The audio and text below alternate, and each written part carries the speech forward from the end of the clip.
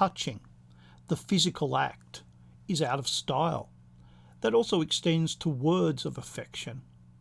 I remember in the 1970s and 80s that touching other people was not forbidden. In fact, children were encouraged to touch each other, to hug, kiss, hold hands, to wrestle, and to know when it was inappropriate to touch someone. That began to change in the 1980s and 90s. There grew an irrational fear of sexual abuse of children. That fear persists. It's not that children are not at threat from such people. It is that the threat is extended out of all proportion. That fear was encouraged by the media. In the 1980s, that fear was directed at fathers, grandfathers, and uncles. Sadly, some fathers, grandfathers, and uncles are perverts and are a threat to children. But now that we have had multiple generations of fatherless children, we know that the greatest risk a child has of being sexually abused is from someone who is not a relative. In other words, a child having a father present in their life can protect them from sexual abuse. Common sense, really. But this fear spread throughout society, including to the schools. The answer was simple: remove the threat and there would be no sexual abuse. Men commit most crime, including sex crimes, so remove men from the schools. Stop teachers touching their students. No hugs, no holding hands, no pat on the back. Threaten teachers with disciplinary action if they do. Fire them. Call the police to have them investigated. Remove all common sense from human affairs. But what about if a child abused a child? The fear continued to spread, and with the removal of common sense, how could it not? If adults can abuse children, then children could abuse children. Best to remove any hint of abuse.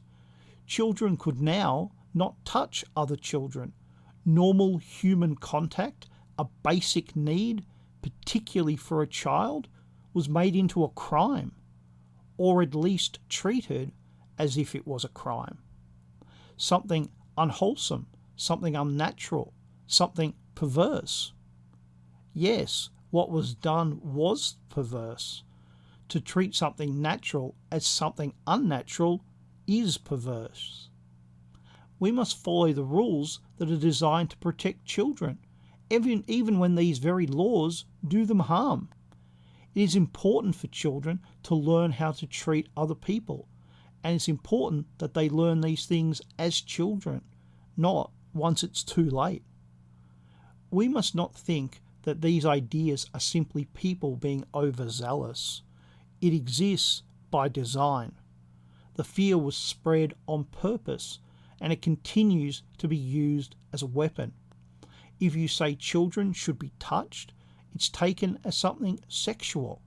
That is to project adult feelings and attitudes onto children.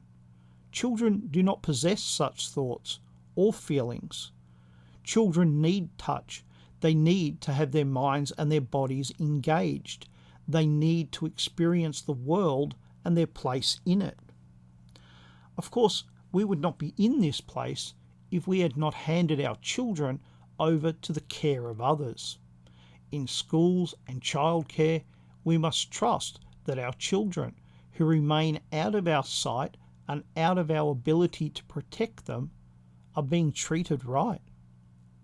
The real problem is that the fear of abuse leaves us thinking a quite unrealistic thought, that children can and should be protected from all harm.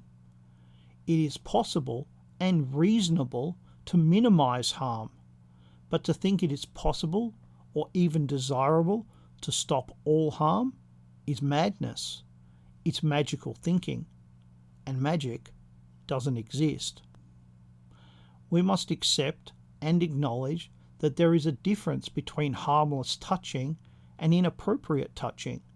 We must accept that for children, touching is good for their mental health and growth. children need to be protected, both from perverts and from perverted ideas. In this case, that touching is bad. It's not.